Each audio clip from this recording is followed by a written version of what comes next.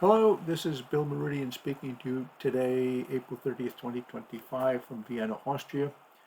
This is Mundane Global Scan looking at Russia. Now, I have my old website, billmeridian.com. I have a new additional website, billmeridianastrology.com. When you have time, take a look at it. So, the eclipses and the Saturn-Neptune conjunction point to Russia. If you're doing mundane astrology, I'll show you how the eclipses in Saturn-Neptune pick up Russia. There's no question about it.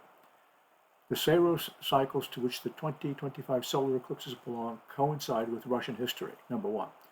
Number two, the paths connect the USA and Russia, as did the July 1945 path, which I call the Cold War eclipse. And so does the Saturn-Neptune cycle, as we shall see. How many ways can we analyze an eclipse? Well, you look at the eclipse horoscope, of course. You look at the area shadowed, of course. Project the ACG map and superimpose the path on this map. Then determine which national and leader charts are activated. Analyze the Saros cycle to which the eclipse belongs, especially the 1836 and especially the 54-year cycles in the Saros cycle. The first chart in the cycle defines the series. And the effects of eclipses, any event or matter that takes place near an eclipse within 1 week have extra importance. Actions taken in the week prior to an eclipse do not work out as planned. Actions taken on the day of an eclipse are the most fated. Examples: Ronna McDaniel, who was with the Republican Party, took a position with a liberal publication just before the eclipses in the early part of 2025. She lasted 4 days. She started the week before an eclipse, and the rest of the staff objected so much that she had to leave. Then there were the New York lawsuits against Donald Trump. The New York Attorney General picked a date to seize his assets that was on the day of an eclipse. When that didn't work out, she picked the day of the next eclipse, and of course, neither effort bore any fruit for her. The new Canadian Prime Minister, he took the position as part of his party right in front of an eclipse the week before, which means that it'll work out unexpectedly for him. He will have to take extra actions, which he's not thinking of now, in order to achieve his objectives. That's the way actions play out in the week prior to an eclipse. Now, here are the 2025-2026 eclipses. 2 of them are already passed. The lunar on March 14th at 24 Virgo, the solar March 29th, which we'll concentrate on at 9 Aries. Then 9/7, we have a 1522 Pisces lunar eclipse and a solar eclipse, September 21, 2025, which is 29 Virgo 05, certainly close enough to the world point at 0 Libra to have an effect on the entire planet. So here are the 2025 eclipse paths. Here we see there's the March 29th eclipse path, and there is the upcoming September eclipse path, September 21. Now, eclipses that, well, it certainly affects Micronesia, what you call Southeast Asia. It's visible there. But this one in March connects the United States and Russia over the poles, which would tell you that there will be some interaction between the two countries. Now, like this one, this was July 1945. I call this the Cold War eclipse, connected the US and Russia. And as Charles James said, an eclipse at the end of a war can define the protagonists in the next conflict. And if you look at that chart and you trace the Cold War history, it's very fascinating. And in fact, the leaders, many of the Russian leaders and the US leaders, I think it's Bush, Gorbachev, Yeltsin, their natal eclipse paths ran right over the poles and looked just like this. And remember, prior to this, there were no ICBM missiles in 1945, and eventually the United States built the DEW line, D-E-W line, to detect bombers and missiles coming over the pole. So this eclipse defined an area of protagonism in the post-war period. So, 2025, we have eclipses that belong to Saros cycles 149 and 154. The eclipse on March 29th at 9 Aries is a member of Saros 149. Eclipses occur in that cycle, in any cycle, every year. So that was 2007, 1981, and 1971. So the eclipse series is about 70 or 72 cycles, 72 eclipses, 18 years apart. The whole cycle is 1,300 years. So, as you saw, the path connects the USA and Russia over the pole, as did that of 1945, led to clashes and conflict between the two countries in the past. And the eclipse at September 21, 2025 at 29 Virgo is a member of Saros 154. It is at the world point of 0 Libra. Eclipses in that cycle, 2007, 1989, and 1971. Now, eclipses that are 54 years apart, 3 times 18, are more important because they are visible from the same area. So 1970-71 is reflecting now, it is 54 years later. An example, 1956 Suez Crisis and the 2010 Arab Spring. 1956, we had the Suez Crisis where Egypt was invaded by a coalition of European countries led by it was Israel, France, and England. And add 54, you get 2010, which was when many governments fell apart. And in fact, in 1956, Mahmoud Ahmadinejad, who was the Iranian leader at the time, who played a key part in 2010, he was born in 56. So that was his natal eclipse path. It went right through North Africa and the Middle East.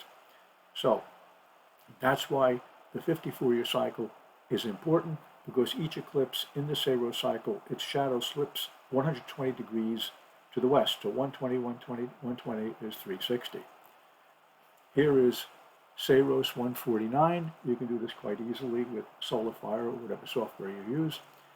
Saros 149, first eclipse in the series, there you see the number 149, was at 29 Leo, August 21, 1664. So Charles Jane in the 40s and my friend Bernadette Brady in her book The Eagle and the Lark both suggest and do some work showing that that first eclipse in the series defines the series. Whatever is happening at that time, if something's happening with Middle Eastern culture, US culture, French culture, that is then perpetuated every time, every 18 years, something happens of that nature, especially every 54 years.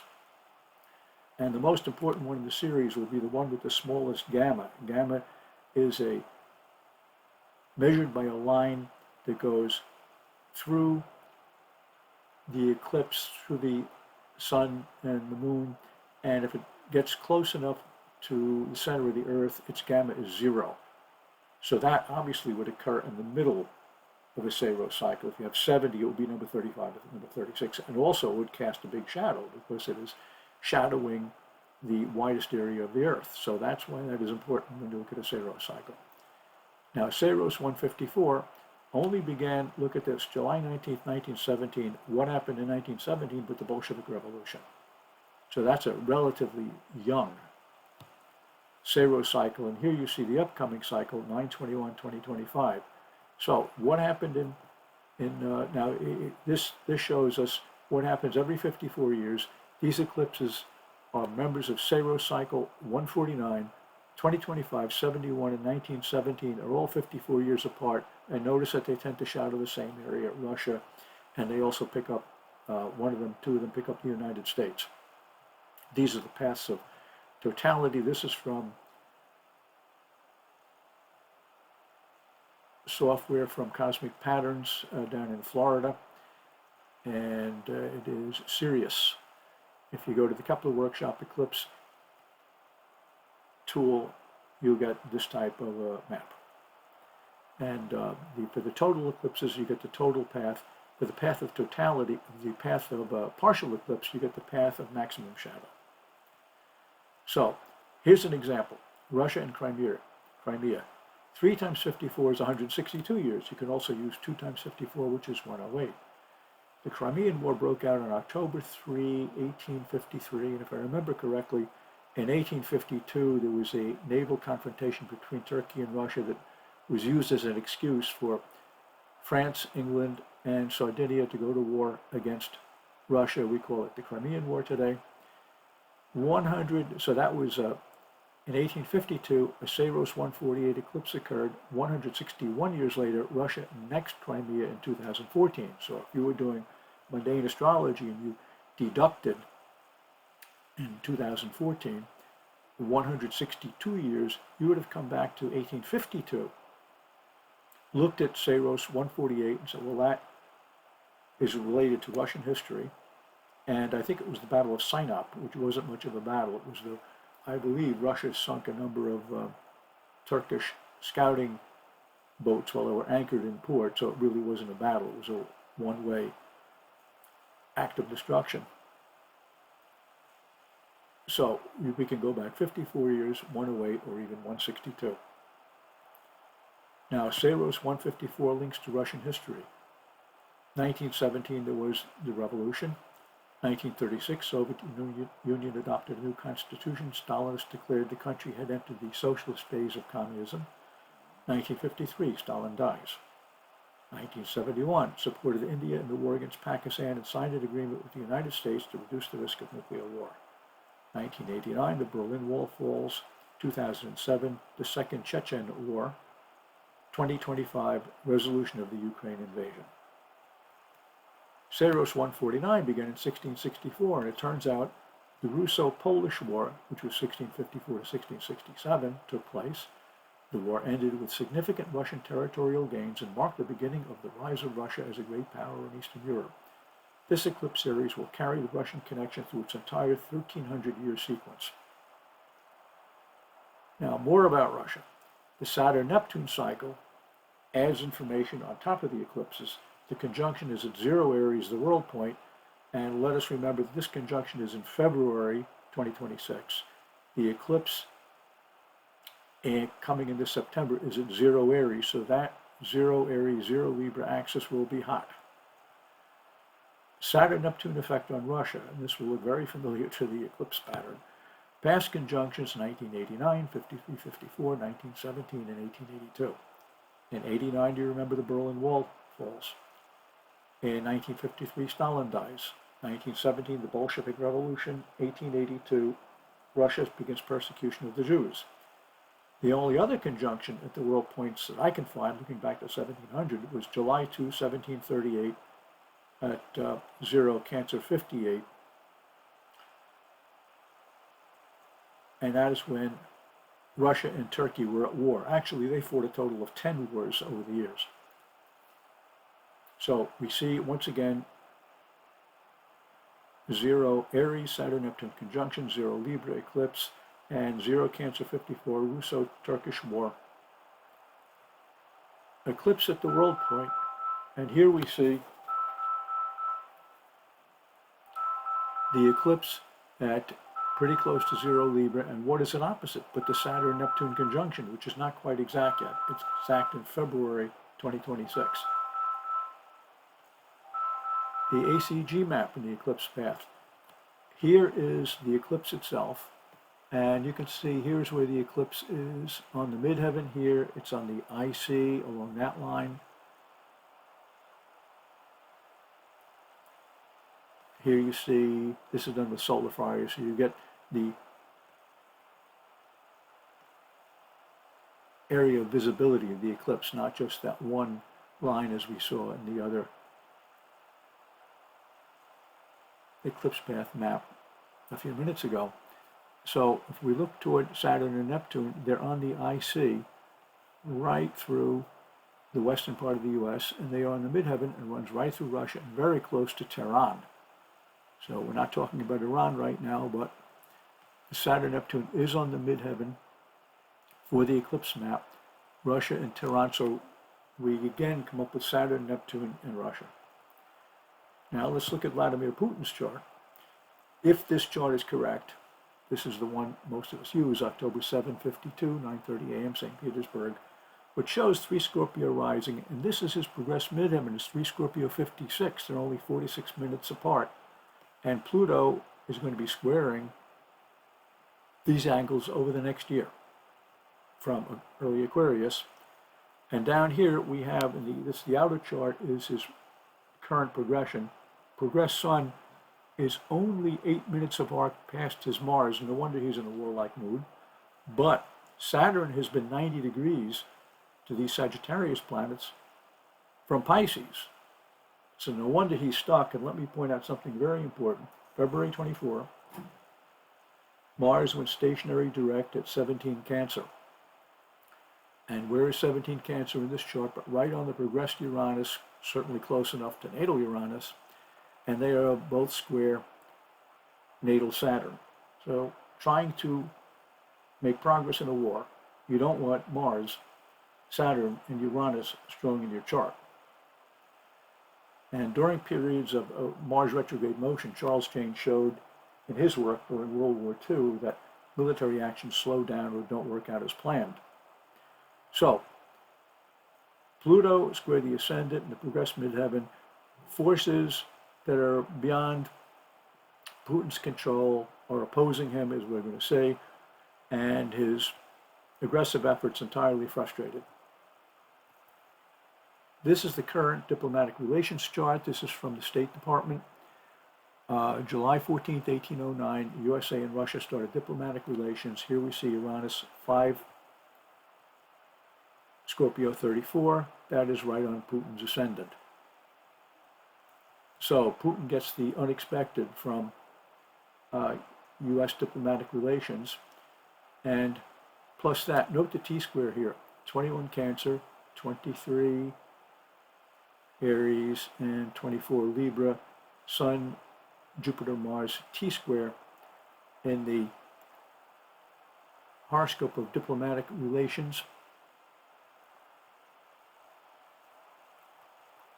And now note, this is the inauguration chart for the current American president. Note, midheaven 26 Cap, Mars 24 Cancer, and the Uranian planet Zeus 25 Libra, which has everything to do with warfare and conflagration, armored vehicles. Cardinal T-square, third decanate here, Cardinal T-square, third decanate here. So at the start of the current American administration, you'd have seen a strong tie-in in cardinal signs between the chart of USA diplomatic relations and the inauguration. Now, USSR will also get Saturn and Neptune. Remember, it is at 0 Aries. Any planet at 15 fixed is 45, 135 to those degrees. So they're not the world points, but they are in the Hamburg School of Astrology considered to be connected to that world point grid. So here we have Saturn 14 Leo, and we have the Sun at 15 Scorpio for the November 7th, 1917 Russian Revolution. NC, it is from Professor Nick Campion's book, World Horoscopes. So, we've got a lot of Saturn Neptune here, don't we? And let me add now that I just want to jump back to Putin for a minute. Putin will have May 13th progressed Sun 45 to Venus, so I think he's going to be in a more conciliatory mood because his aggressive intent has been totally frustrated. June 1 to 4, he's got Mars conjunct the midheaven and Pluto. June 15th starts a series of Uranus 135 to the Sun. There'll be 3 of those. And on the 15th, the day that Uranus is 135 to the Sun, Mars is 45 to the Sun. Mars-Uranus to the Sun, not good, June 15th. The 17th, Mars is contraparallel his ascendant. June 21, Mars is 45 to his progressed Sun, progressed Uranus, pardon my error, and 45 to natal Saturn. So that degree that was so afflicted February 24th when Mars went stationary is afflicted again, but by 45. So it's Mars, Uranus, Saturn. Nothing successful is going to be launched under that type of an aspect. September 6th, stationary Uranus, 135 to Saturn conjunct the Moon, quincunx the ascendant, and 45 to Uranus. September 4, Mars square Uranus does not look good. So now let's jump back. This is where we left off. Now let's introduce something dreadful here, the real world. Now, most of this comes from strategypage.com, which is written by my old friend Jim Dunnigan, founder of Simulations Publications Incorporated. I used to work for Jim as a playtester on war games back in the 70s. He was NBC's commentator on military affairs, and I recommend you go to strategypage.com and subscribe. It's not expensive, and you get an email every day. Well, Russia is losing its war in Ukraine. Russian military performance in the Ukraine war has been a failure. Russia has lost over 1 million men dead, wounded and deserted and fleeing the country to avoid military service. Russian troops not only failed to defend themselves, but surrendered in large numbers or fled, leaving their undamaged armored vehicles behind. The Ukrainians' superior tactics. They went after the Russian trucks, fuel tankers, and supply depots with swarms of FPVs, first-person view drones, that revolutionized how wars are fought. There were very few methods to defeat drone attacks. The primary defense is electronic jamming, but the UAVs learned to hone in on the jammers and destroy them, easy targets. And the way these FPVs worked, they dropped magnetic mines on roads, and when tanks came rumbling down, the treads were blown off of the tanks, or wheels blown off of the armored carriers or supply trucks, and then the bigger drones came in to finish them off. So the minute that happened, the minute the vehicle was disabled and not movable, the Russian crews simply abandoned their vehicles.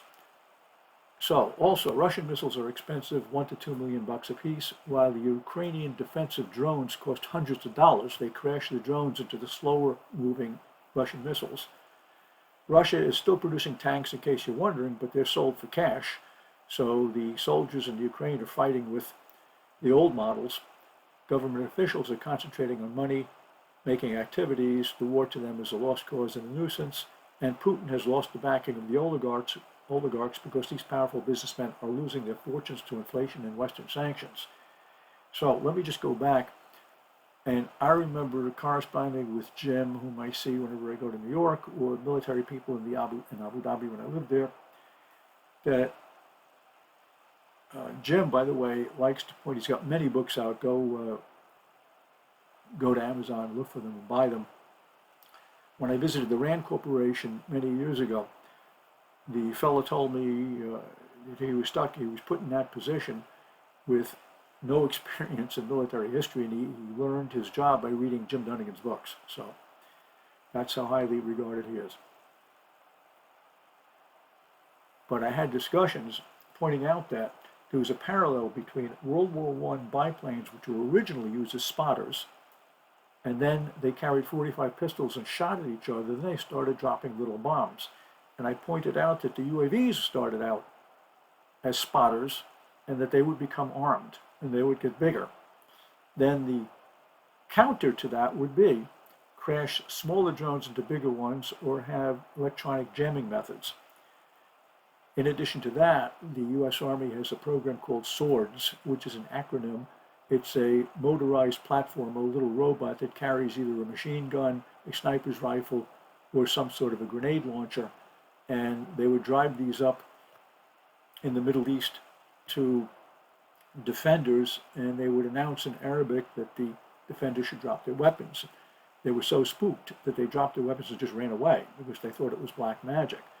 So this has been slowly revolutionizing warfare, and I would get into debates with people in the military in the Middle East saying that if you can just expend machinery and money rather than human lives, it probably makes war more attractive to the bigger economy that has all the technology and can produce these sorts of things. If you remember the drone wars in the Star Wars movie,